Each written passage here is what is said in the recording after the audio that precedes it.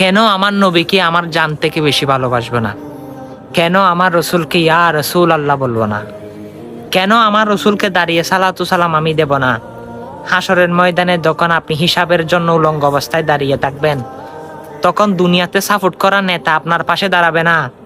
তখন তুমি দুনিয়াতে আইডল মনে করা সেই ব্যক্তি আপনার পাশে দাঁড়াবে না।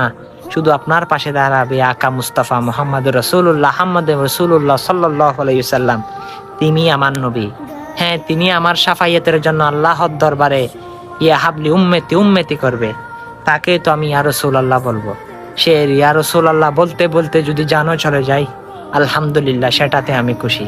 হ্যাঁ, চলুন না ভাই, আমার রসুলের ভালোবাসেন, আমার রসুলের হাদিস বাণী এগুলো মানুষের কাছে পৌঁছে দিন। সেই রসুলের সুন্নত অনুযায়ী চলার চেষ্টা করুন।